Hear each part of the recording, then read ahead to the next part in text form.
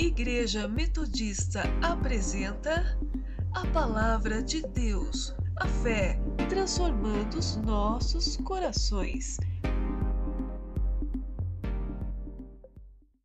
Abra sua Bíblia comigo, no livro de Ezequiel, o livro do profeta Ezequiel, no capítulo 14. Eu quero ler com você os versículos 2 a 7. Ezequiel, capítulo 14, versos 2 até o verso 7. A hora que você encontrar, fica em pé, vamos ler juntos a palavra do Senhor. Depois estaremos orando por mais esse tempo. Veio a palavra do Senhor dizendo: Filho do homem, estes homens levantaram os seus ídolos dentro do seu coração, tropeço para a iniquidade que sempre tem eles diante de si. Acaso permitirei que eles me interroguem? Portanto, fala com eles e dize-lhes: assim diz o Senhor Deus: qualquer homem da casa de Israel que levantar os seus ídolos dentro do seu coração e tem tal tropeço para a sua iniquidade, e vier ao profeta, eu, o Senhor, vindo a ele, lhe responderei segundo a multidão dos seus ídolos, para que eu possa apanhar a casa de Israel no seu próprio coração. Portanto, todos apartaram de mim para seguirem os seus ídolos. Portanto, diz a casa de Israel: assim diz o Senhor Deus: convertei-vos e apartai-vos dos vossos ídolos, e dai as costas a todas as vossas abominações, porque qualquer homem da casa de Israel, ou dos estrangeiros que moram em Israel, que se alienar de mim, ou levantar um ídolo nos seus, e levantar os seus ídolos dentro do seu coração, e tiver tal tropeço para a sua iniquidade, e vier ao profeta para me consultar por meio dele, e a esse eu, o Senhor, responderei por mim mesmo. Fecha os teus olhos mais uma vez. Pai, nós já estamos na tua presença, e é sempre para os nossos corações motivo de muita alegria, Senhor. Podemos adorar, podemos comungar, Senhor, podemos estar na tua presença. Obrigado porque, assim como a Esther já começou no início desse culto dizendo sobre não desperdiçar a tua presença, Senhor, nós queremos verdadeiramente, Pai, fazer desses momentos, ó Pai, momentos de crescimento, de amadurecimento, Pai, momentos onde o teu Espírito fala conosco. Por isso fala com a tua igreja, Pai, ministra os nossos corações. É a nossa oração, é o nosso desejo, e fazemos isso em nome de Jesus. Amém. Pode sentar, pode tomar o teu assento. Eu quero começar falando para você sobre a palavra que nós acabamos de ler. Eu penso que você deve ter percebido que nos versículos que nós tratamos, existe aqui uma insistência do profeta, que está aqui representando a palavra de Deus, tratando dos ídolos dentro do nosso coração. Ídolos dentro do nosso coração. É interessante pensar um pouco sobre o contexto. O profeta Ezequiel, ele ficou um tempo cativo, né, sobre a égide de um rei ao longo de um tempo, mas Ezequiel era de uma família profética, portanto Deus estava sempre falando com a sua família. A Bíblia fala então que quando Ezequiel, junto com um outro grupo de pessoas, sai então da Babilônia, né, e deixa de ser um povo escravo, o povo continuou, assim como outrora na Babilônia, buscava esse profeta para poder ouvir as suas palavras, para poder ouvir a voz de Deus, para saber aquilo que estava no coração do Senhor. E essa é uma das ocasiões onde o profeta estava na sua casa, e a Bíblia diz que se aproxima da sua casa líderes de Israel. E os líderes de Israel queriam saber o que estava no coração de Deus. Os líderes de Israel tinham uma necessidade, tinham uma expectativa por saber o que o Senhor quer falar com o seu povo, o que o Senhor quer tratar com essa nação, qual é a palavra do Senhor para o momento que nós estamos vivendo. Eu e você não somos diferentes, nós estamos aqui hoje reunidos, você saiu da sua casa mesmo com aquela tentação de ver um climinha de chuva gostoso, aquele sofá te chamando, aquela cama, aquela vontade de descansar, você saiu da sua casa hoje porque você quer ouvir a voz de Deus, amém? Eu creio que vocês vieram para isso, eu vim para isso, né? Nós saímos das nossas casas porque nós temos necessidade de saber o que está no coração do Pai, de ter uma palavra para os dias que nós vivemos. Como alguém falou aqui, não sei se foi a Suzana, se foi a Esther, o mundo está vivendo um tempo de crise, mas quem conhece a Cristo jamais. Nós somos o povo diferente, que trazemos uma mensagem diferente, porque a crise para o mundo é a crise exterior, é a crise das finanças, é a crise da economia. Para nós é muito mais do que isso. Quando alguém está em crise de fato, é que uma pessoa está longe da presença de Deus. Por isso eu e você, como povo do Senhor, não podemos admitir a hipótese de viver tempos de crise apenas com base nos fatos que a nação impõe. Crise para nós é quando o Senhor nos manda colocar pano de saco e cinza sobre as nossas cabeças. Crise para nós é quando o nosso coração está longe da presença de Deus e nós estamos sem o referencial divino para as nossas vidas. Isso sim que é crise. Por isso aquela nação, por isso aquele povo, por isso o povo de Israel tinha necessidade de ouvir a voz de Deus. O que o Senhor tem para nos dizer? Nesse momento eles procuram o profeta Ezequiel, que através de muitas palavras, eu li aqui apenas alguns versículos, Ezequiel fala sobre um certo descontentamento do coração do pai. E nunca é bom para os nossos corações, pelo menos humanamente falando, nunca é agradável para as nossas vidas receber uma exortação. Eu confesso para os irmãos que essa palavra é uma palavra assim, difícil de pregar, porque eu corro risco pregando aqui, de que você possa achar que eu estou acusando você, ou que eu estou levantando algo sobre a sua alma, sobre a sua caminhada com Deus. Mas de fato eu não tenho essa intenção, jamais teria isso, porque eu creio numa palavra onde nós estamos debaixo de um tempo de graça, e se alguém quiser trazer, ou se alguém precisa trazer algo aos nossos corações, essa pessoa é o Espírito Santo. Mas é uma palavra muito direta à vida da igreja, uma palavra que fala sobre ídolos, sobre o problema da idolatria na vida do povo de Deus. Mas é muito mais do que simples idolatria, porque é muito provável que todas as vezes que falamos de idolatria, é possível que você, como boa parte talvez das pessoas, pensem que idolatria é apenas aquele momento que uma pessoa se curva diante de uma imagem de escultura, diante de uma imagem de gesso, de bronze ou de alguma coisa parecida. Mas na verdade não. E se você prestar bastante atenção no texto que nós lemos, Ezequiel, voz de Deus nesse momento, estava tratando sobre a idolatria, ou seja, ídolos dentro do nosso coração. Ídolos que talvez eu e você não enxergamos, né? Situações de idolatria nas nossas vidas, as quais com os olhos humanos às vezes é impossível enxergar. Idolatrias que eu carrego, que você carrega, e que muitas vezes, né, nós passamos desapercebidos. Eu tenho certeza que se eu perguntasse aqui, quem aqui é um idólatra?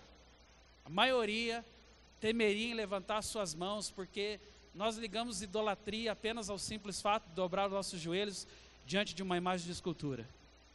Mas talvez ao final dessa ministração, muitos de nós vamos ter que reconhecer o pecado da idolatria. Talvez ao final dessa ministração, muitos de nós vamos ter que perceber que fomos idólatras, que temos sido idólatras, que dentro do nosso coração ainda existem ídolos, que não nos permitem estar mais perto de Deus. Que assim como aquele povo foi repreendido pelo Senhor, nós também precisamos de conserto, nós também precisamos tomar atitudes e nos posicionarmos diante de Deus, para que toda a idolatria possa sair das nossas vidas. É muito provável que você então esteja se perguntando: pastor, o que é idolatria então? E eu queria que você guardasse isso muito claro na sua mente e no seu coração. Idolatria é tudo aquilo que substitui o lugar de Deus. Idolatria é tudo aquilo que se torna ao longo da sua vida mais importante do que o Deus a que você serve. Existem muitos tipos de idolatria. Eu posso talvez fazer a seguinte indagação, né? Idolatria tem a ver muitas vezes com aquilo que eu emprego o meu tempo, com aquilo que eu emprego o meu dinheiro, com aquilo que muitas vezes toma os meus dons. Idolatria é muitas vezes a forma com que eu me relaciono com as coisas, e tudo isso somado torna a vida de uma pessoa idólatra. Existe alguma coisa que você pensa: eu não posso viver sem isso? Se eu pedisse para você fazer um exercício agora com a sua mente, lembre-se de coisas que estão ligadas ao seu dia a dia, lembre-se da sua família, lembre-se de pessoas, lembre-se de relacionamentos que você tem, que você constituiu. E eu queria fazer uma pergunta muito clara para o seu coração: você consegue viver sem isso? Se hoje isso que é tão importante para você fosse tirado da sua vida, o que aconteceria com o seu coração? Qual seria a sua reação? Qual seria a minha reação? Será que existe algo hoje dentro das nossas vidas que, tirado, faria um efeito catastrófico na nossa alma? Eu tive uma experiência uma vez, e foi uma experiência atípica, né? Eu fui convidado a estar orando com uma família, e orei com essa família 1, 2 vezes, e percebi que poucas mudanças aconteceram durante o tempo das orações, durante o tempo daquilo que eu podia chamar até de uma campanha, né, que a gente fez com a família.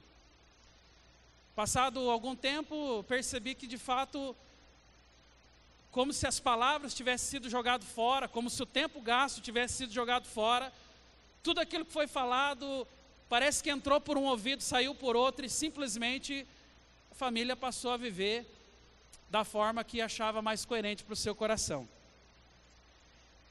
E aí passou mais um tempo, algumas coisas começaram a acontecer de trágico na vida dessa família, né? Algumas coisas muito ruins começaram a se tornar evidentes na caminhada deles. Então eles pensaram novamente: precisamos procurar o pastor, precisamos orar novamente, precisamos buscar a Deus.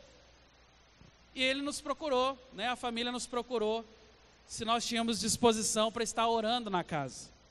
E aquele dia assim, eu fui tomado assim de um sentimento de dor, não sei nem sei explicar exatamente, mas uma experiência muito frustrante da minha alma, dizer: puxa, a gente vai, ora, paga um preço, parece que entra por um ouvido, sai para o outro, e aí a coisa fica boa, a pessoa se afasta, depois chama a gente de novo. E aí eu falei: puxa, mas eu sou servo do Senhor, eu sou pastor, eu não posso me negar ao fato de que essas vidas precisam de Deus. Então novamente eu me dispus a estar orando com aquela família, e nessa ocasião eu chamei um dos meninos aqui da igreja e fomos orar com essa família. E aí chegou lá, a gente orou, a gente pagou um preço por eles, e num determinado momento o Espírito Santo colocou no meu coração que tinha muita coisa dentro daquela casa que estava influenciando negativamente a vida daquela família. Eu não sei se você já teve essa experiência negativa, né? Você às vezes entrar numa casa, ou você entrar às vezes num ambiente qualquer, e você sentir assim que o clima está pesado, sentir que há uma opressão sobre aquele lugar, uma opressão sobre aquelas vidas, e foi exatamente o que eu senti. Eu senti uma forte opressão sobre aquela casa. Então ao final da oração eu fui muito claro com eles. Eu falei assim: olha, eu não sei o que é, eu não tenho ideia do que possa ser, mas antes de orar por libertação, que eu sei que vocês precisam, eu preciso que vocês façam uma limpa nessa casa. Então, a pessoa falou, ok, pastor, podemos então, de repente, marcar um outro dia. Eu falei, não, é agora. Vocês têm saco de lixo? Temos. Então é agora, porque eu quero ver. E eu vou novamente dizer isso para você, foi uma situação atípica.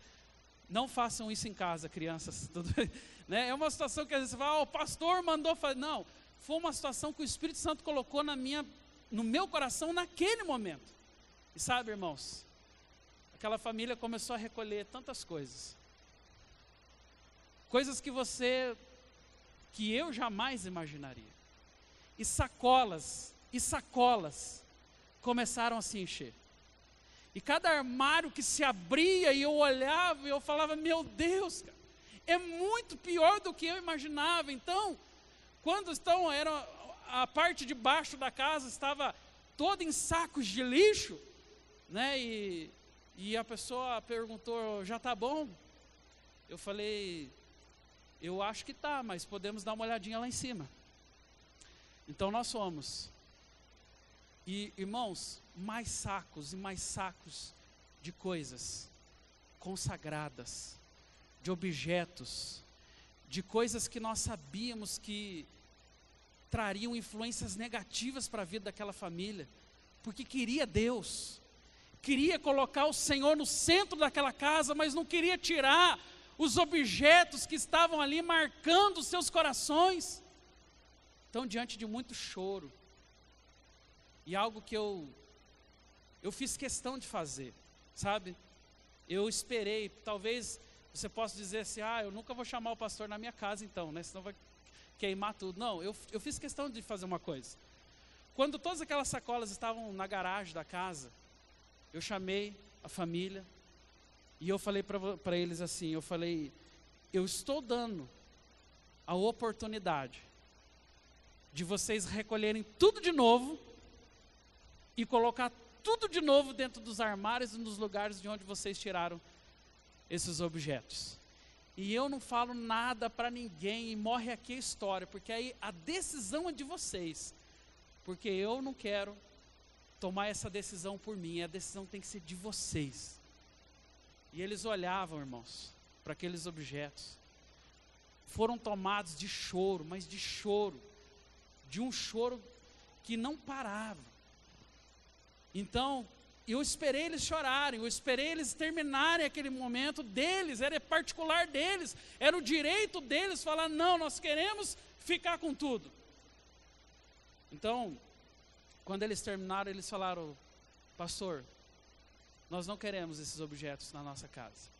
Eu falei, pois bem, vamos queimá-los, fomos no fundo do quintal, e uma fumaça preta, mas como eu nunca tinha visto uma fumaça daquela, parecia que ela tinha até corpo assim, quando saía daquela fogueira, e por horas ficou-se ali queimando, e nós terminamos aquele momento, oramos, ungimos a casa toda com óleo, consagramos aquela casa ao Senhor, entregamos a Deus.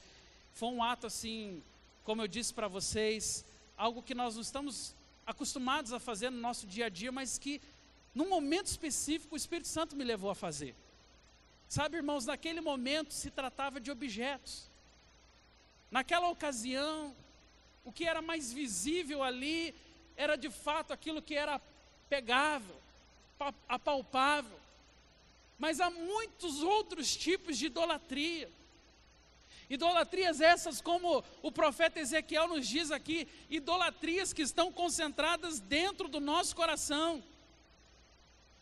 Idolatrias que eu e você vamos desenvolvendo ao longo da nossa caminhada.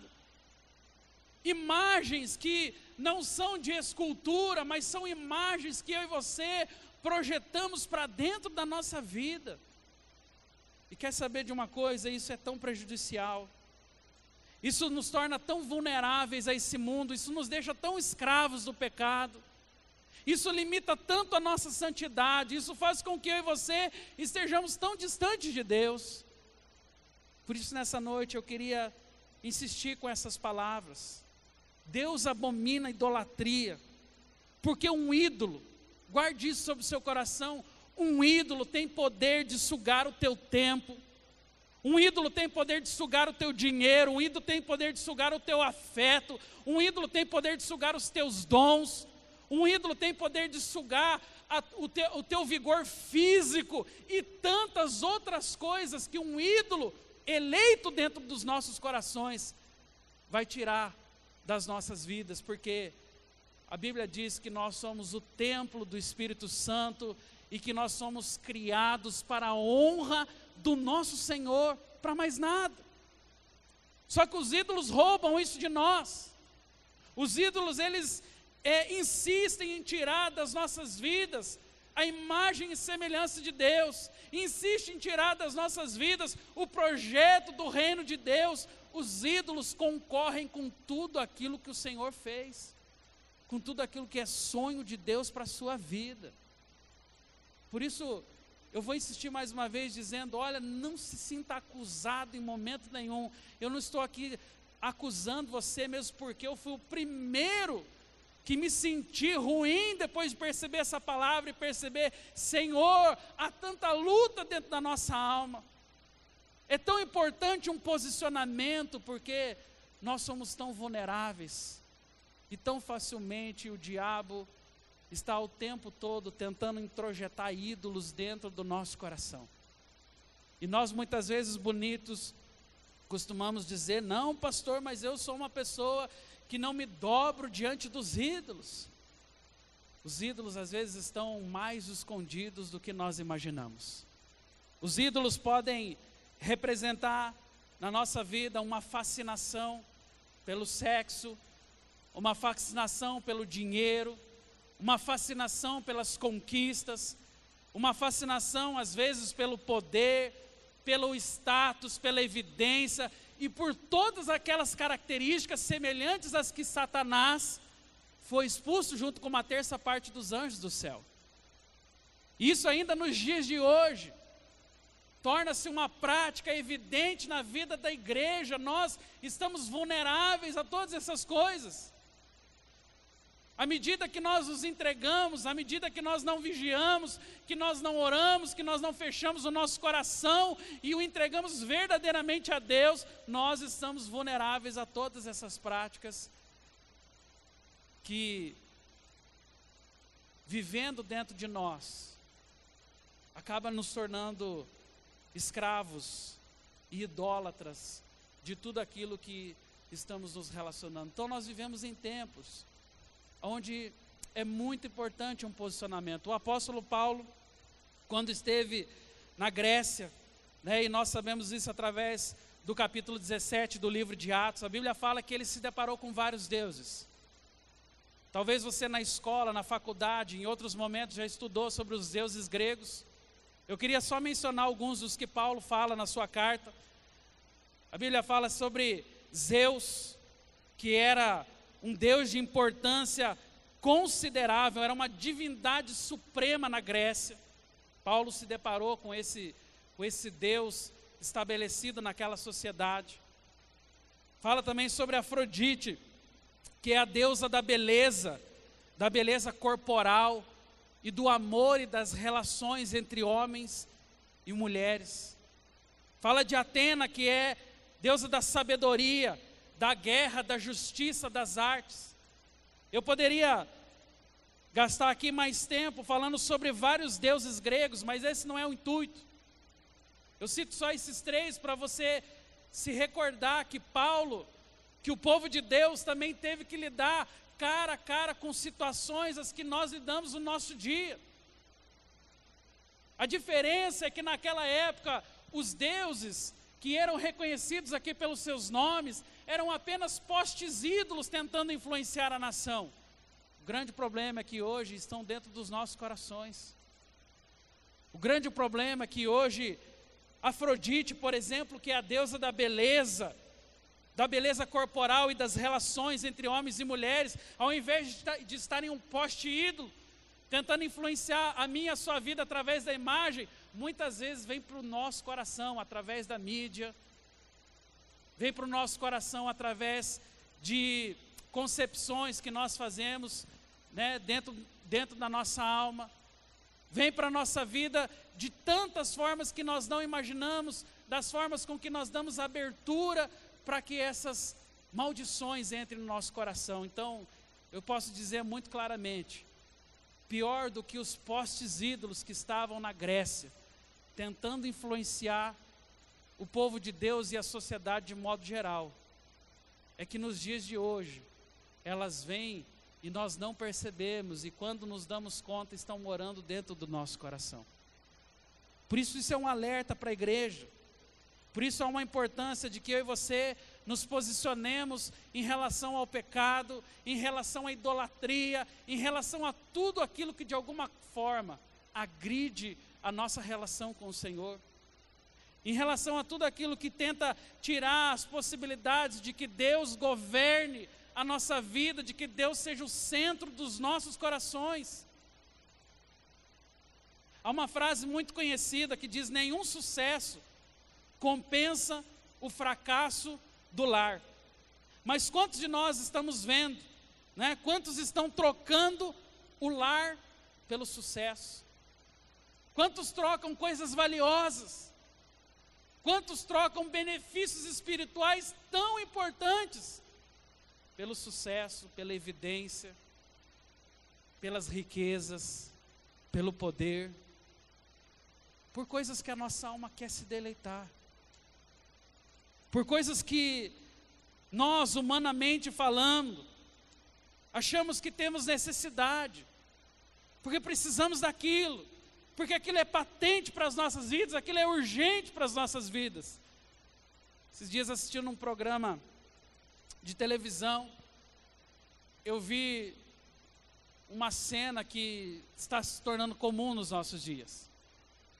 Um programa televisivo pegou algumas pessoas que estavam assim, muito acostumadas com os recursos de mídia que nós temos hoje, celular, tablet e tantas outras coisas que nós fazemos uso no nosso dia a dia.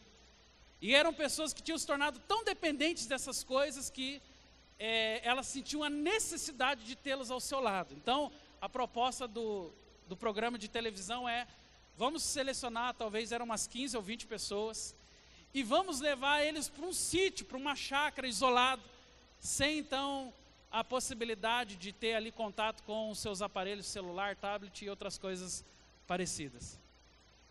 Irmãos, a cena foi muito interessante, porque ao final, aquelas pessoas conseguiram perceber o quanto elas estavam intoxicadas, o quanto aqueles aparelhos tinham impregnado dentro do seu coração, a ponto de muitas vezes se tornar até um ídolo na vida deles. Minha pergunta para você é: quanto tempo você consegue ficar longe do teu celular? Você dorme com ele assim, do lado do seu travesseiro? Você consegue entender que os altares que a gente faz, que os ídolos que a gente vai constituindo à medida que vai vivendo, à medida que vai se relacionando, não são ídolos assim ofensivos a Deus?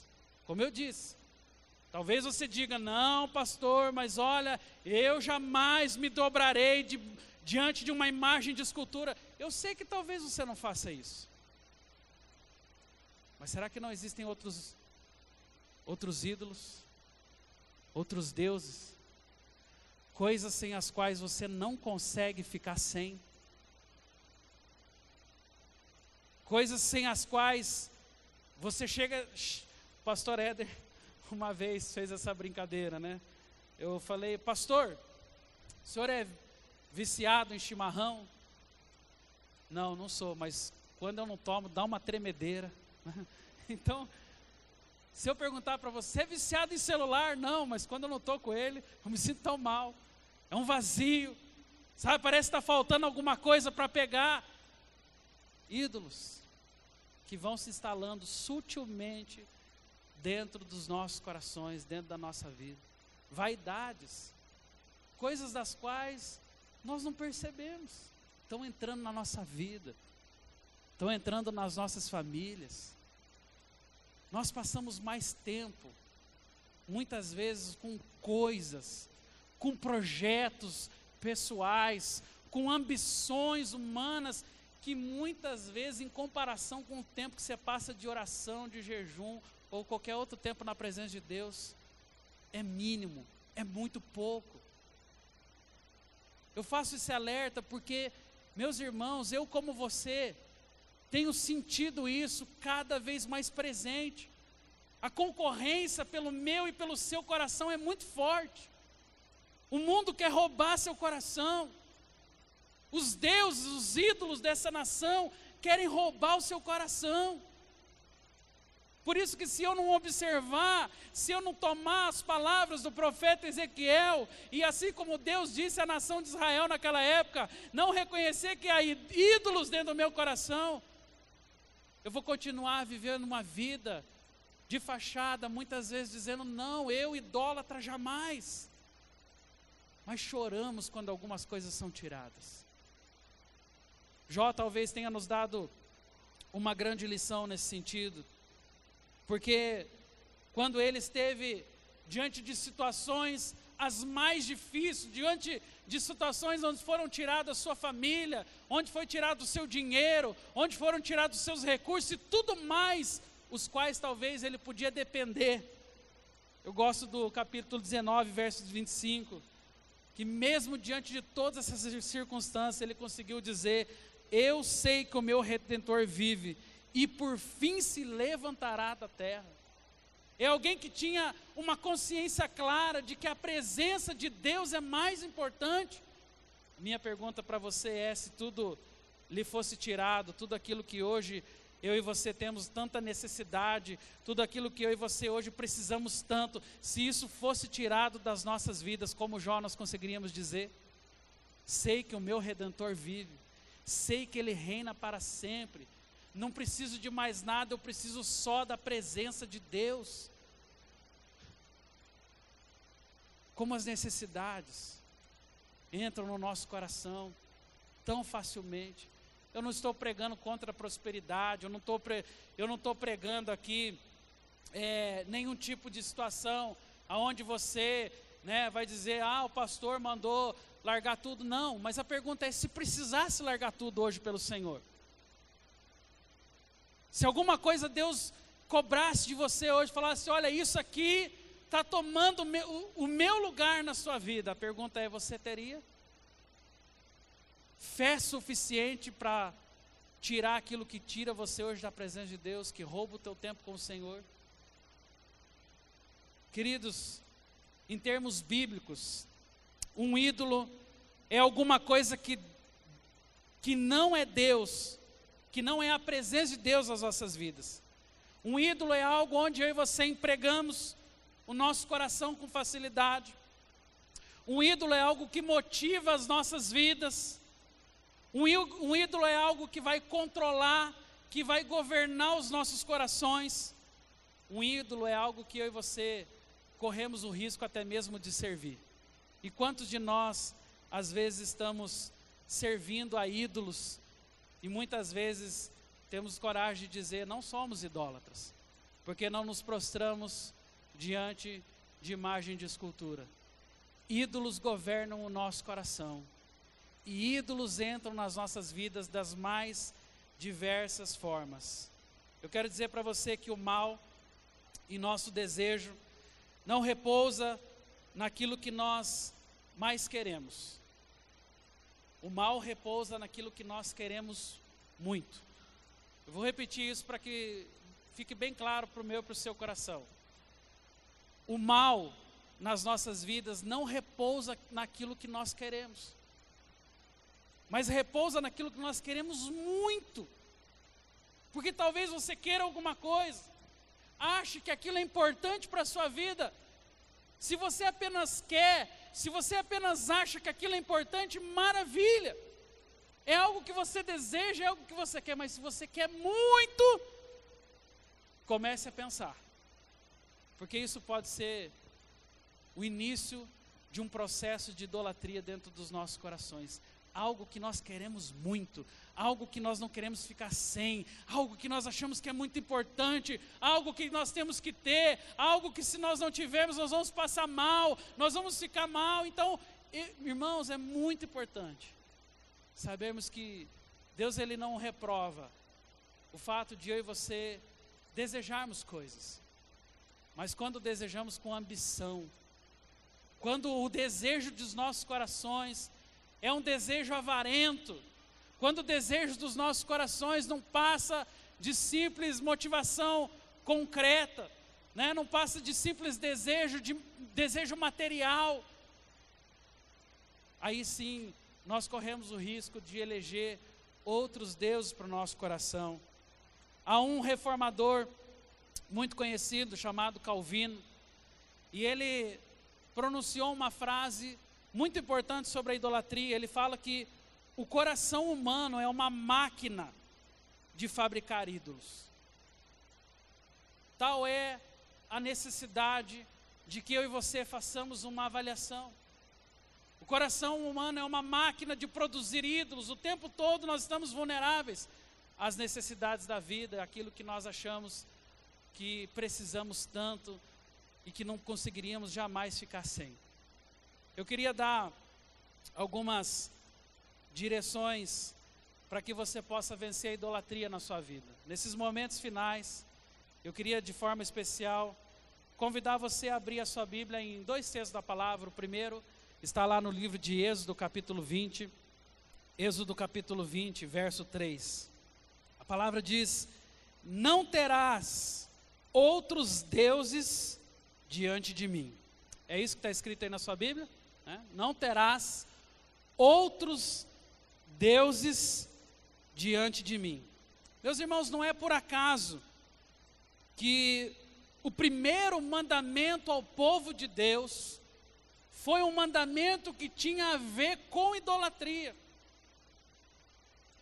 Porque a idolatria aqui nada mais é, e eu vou repetir isso para você, do que eleger outros deuses no lugar do único Deus soberano. E quando eu falo de outros deuses, eu não estou falando só sobre entidades espirituais, não. Quando nós falamos outros deuses, nós estamos falando sobre coisas, sobre pessoas, sobre circunstâncias, sobre coisas materiais que às vezes tomam o nosso coração. Eu estou falando sobre, às vezes, até mesmo um celular, como já disse aqui, um carro, um namorado, uma namorada, uma pessoa que vai substituir Deus no seu coração. Não foi à toa que o primeiro mandamento imposto pelo Senhor é: não terás outros deuses diante de mim. Aqui nós entendemos o seguinte princípio: se eu quero identificar a idolatria na minha história, se eu quero identificar se existe idolatria na minha vida hoje, o primeiro passo é começar pelas Escrituras, observando se aquilo que eu tenho produzido como fruto da minha leitura tem dito se eu sou uma pessoa que é governada por Deus ou uma pessoa que é escrava das suas vaidades ou dos seus ídolos. É interessante olharmos para esse texto e percebê-lo que Deus fez questão de colocá-lo como primeiro mandamento. E uma das coisas que fica evidente para nós é que se você cumprir esse primeiro mandamento, os demais ficarão muito simples. Você tem mandamentos como: não adulterarás, não matarás, não dirás falso testemunho contra as pessoas. São mandamentos que estão lá entre os 10 mandamentos. Mas se você cumprir esse aqui, todos os outros serão muito mais facilmente cumpridos. Quando eu e você começamos a tirar os ídolos do nosso coração, nós começamos a nos tornar uma pessoa imagem e semelhança do nosso Deus. Nós começamos a nos tornar uma referência do nosso Deus. Nós começamos a ser aquilo que o Senhor quer que nós sejamos nessa terra, sal e luz para as pessoas. Nós começamos a representar a Cristo nesta nação. porque nós não temos deuses, ídolos. Quantas coisas têm se aproximado da sua vida? E quantas coisas hoje são potenciais enormes para tirar o teu coração da presença de Deus, para tirar a tua vida do altar do Senhor. Quantas coisas hoje têm sido deuses na nossa vida tão fortes, que o nosso compromisso com Deus é segundo, terceiro, quando tem lugar nas nossas vidas. E eu vou repetir isso para você: não são entidades, não são deuses estranhos, não, a maioria são coisas, a maioria são objetos, a maioria são coisas consagradas que muitas vezes, sendo utilizadas, vão nos tirando passo a passo da presença de Deus e vão me fazendo perder a referência da minha caminhada com o Senhor. Abra sua Bíblia mais uma vez em Romanos 1, versículo 25.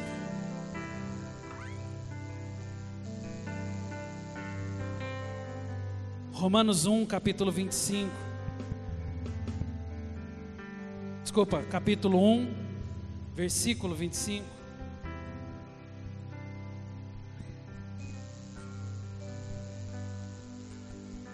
A Bíblia diz: eles mudaram a verdade de Deus em mentira,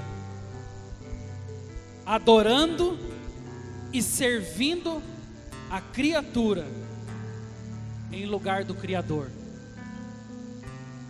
É isso que está aí na sua? Pois trocaram a verdade de Deus pela mentira, adoraram e servindo a criatura antes que ao Criador, que é bendito eternamente. Amém. Olha o que a palavra está dizendo: que o povo fez opção por adorar a criatura. Quando eu estou falando aqui de criatura, eu não estou falando apenas do ser humano mesmo, que isso é um outro problema também da nossa geração, que é a adoração a pessoas, que é essa visível adoração, né, pelas pessoas em evidência. Mas aqui a Bíblia não estava dizendo apenas sobre trocar adoração por pessoas, mas também por coisas, porque você percebe que eles trocaram a vontade de Deus, a verdade de Deus, e adoraram criatura.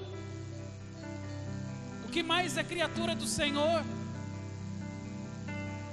Eu vou dizer uma das criaturas de Deus que nós podemos idolatrar e que talvez você pense: pastor, mas talvez esse seja um motivo digno para se idolatrar.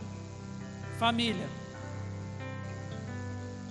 Família é uma instituição divina. Quando eu estou cuidando, zelando da minha família, quando eu estou ali guardando o coração da minha família, orando pela minha família, eu estou fazendo algo que é da vontade de Deus. Mas pasme você, até algo tão nobre, até algo que foi instituído por Deus nessa terra como a família, pode ser alvo da nossa idolatria. Há pessoas que dizem: não posso ir na igreja porque vou ficar com a minha família. O trabalho também é um outro tipo de idolatria. Pastor, mas Deus criou o trabalho também criou o trabalho. A Bíblia fala que antes de Deus dar uma mulher para Adão, deu um trabalho: vai cultivar e lavrar o jardim. Criação de Deus. Produção de frutos é coisa de Deus. O trabalho esteve na vida do homem desde o início até os dias de hoje, e creio que vai muito mais longe. Mas o trabalho também pode ser uma idolatria. Alguém também pode idolatrar a sua profissão. Alguém pode idolatrar o seu tempo de trabalho, de uma certa forma que O tempo para Deus sempre vai ser escasso, porque o trabalho está ocupando o lugar mais importante da sua vida. E você vai dizer: pastor, mas é bom trabalhar. É verdade que é bom trabalhar, é importante. A Bíblia fala no Salmo 127, do trabalho das tuas mãos comerás, feliz serás e tudo te irá bem. Então o trabalho é importante, mas também corre o risco de ser um ídolo no nosso coração. Coisas nobres, família, trabalho. Sabe uma outra coisa? Bem-estar. Eu e você também olhamos para o bem-estar como um desejo legítimo da nossa alma, talvez de descanso, talvez de lazer, talvez de poder desfrutar daquilo que nós conquistamos. O bem-estar também é algo muito importante para a nossa vida. Mas como tudo que é excessivo, como tudo que se torna obsessão para as nossas vidas, uma hora também vai fazer mal. E a nossa preocupação às vezes com o nosso bem-estar, com aquilo que nós achamos ser ideal para as nossas vidas, de alguma forma pode ir substituindo o lugar de Deus nos nossos corações.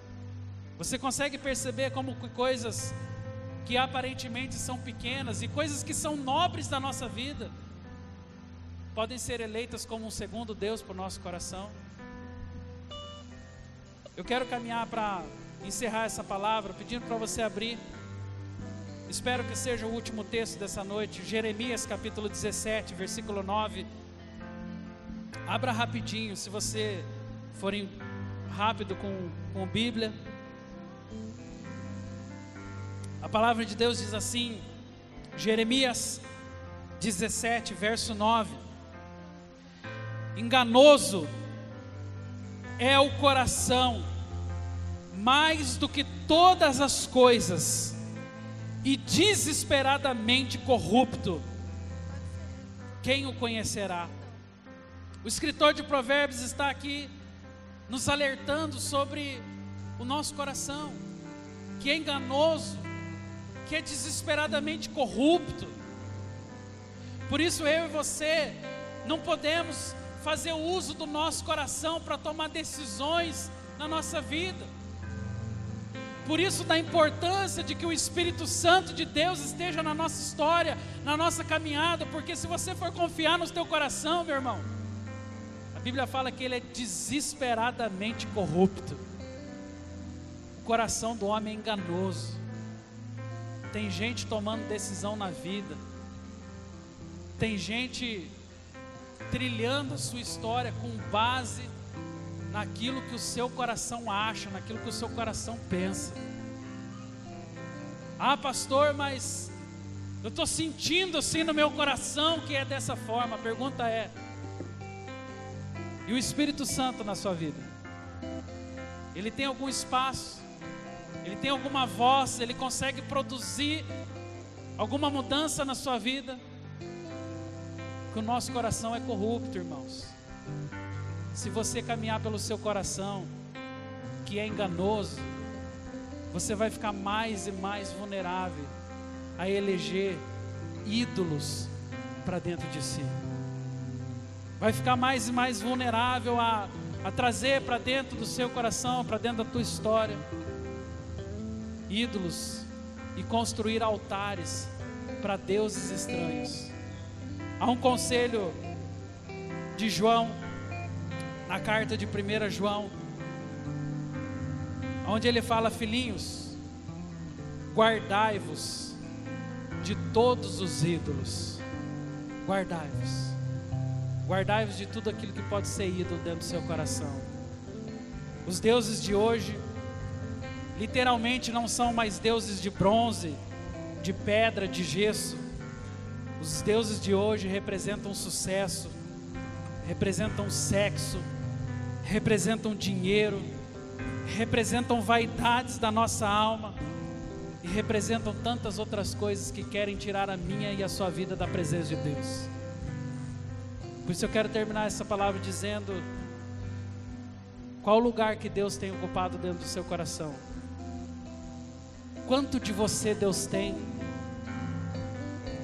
Será que não existem ídolos roubando você do Senhor? Será que não tem altares sendo construídos na tua história? De uma forma clara e visível, que o Senhor está ficando em segundo, terceiro, quarto, a perder de vista. Isso é muito sério. Isso é muito sério.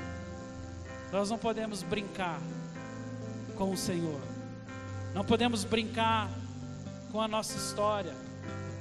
Deus, Ele quer entrar nas nossas vidas de forma definitiva. Ele quer governar os nossos corações, amém? Amém ou não? Amém. Deixa Deus governar teu coração, irmão. Deixa o Senhor ser o centro da sua vida. Não dê lugar para deuses estranhos, não. Não construa altares para o inimigo dentro da sua alma, porque ele vai invadir com tudo. Se tem coisas que estão tirando você do Senhor, é tempo de se livrar disso. A Bíblia fala que o Senhor está à procura de mãos limpas e coração puro. Não pode haver nada entre nós e o Senhor. E no momento que você perceber, pastor, tem uma coisa, sabe, devagarinho está entrando na minha vida, mate esse mal pela raiz, porque ele vem para destruir. A Bíblia fala em João capítulo 10, versículo 10, o diabo veio tão somente para matar, roubar e destruir. Ele quer plantar a iniquidade dentro dos nossos corações. Por todo o processo de idolatria, você pode ter toda certeza, o diabo está por trás. E ele está forjando isso dentro da nossa alma, forjando isso dentro do nosso coração, para que você negue o seu Deus. O que é pior de tudo isso, muitas vezes nós não estamos percebendo, porque achamos que idolatria é praticada apenas de uma forma, mas idolatria é praticada de muitas formas, mas principalmente através dos ídolos que nós elegemos. Eu sei que os maiores desafios não estão aqui dentro, Senhor. Os maiores desafios acontecem quando chegamos nas nossas casas, quando chegamos na nossa rotina de trabalho, quando retornamos, ó Pai, muitas vezes para as nossas atividades. Eu quero pedir agora, Pai, que a graça do Senhor, Pai, que a bênção do Senhor, ó Deus, que, ó Deus, o poder e a autoridade do Teu Espírito, e que a palavra hoje, Pai, de que o coração dos Teus filhos está rendido no Teu altar, acompanhe os Teus filhos, Pai, que eles possam saber que a Tua presença, Pai, não é apenas em dias de culto, mas é todos os dias e todas as horas, ó Pai, da sua caminhada. Por isso agora, clamando ao Teu Espírito, que proteja, que guarde, que separe o Teu povo para mais uma jornada de trabalho, de relacionamentos, de estudo, ó Pai, de vida espiritual e de tantas outras coisas, ó Pai. Cobre o Teu povo com o Teu sangue, para que o inimigo das nossas almas em nada tenha autoridade sobre a vida deles. E que o amor do Deus Pai, Criador dos céus e da terra, que a graça do Deus Filho Jesus Cristo, que pagou alto preço pelas nossas vidas, preço de sangue, que a companhia, presença e constância do Espírito Santo seja com você, meu irmão, minha irmã, hoje e todos os dias. Amém.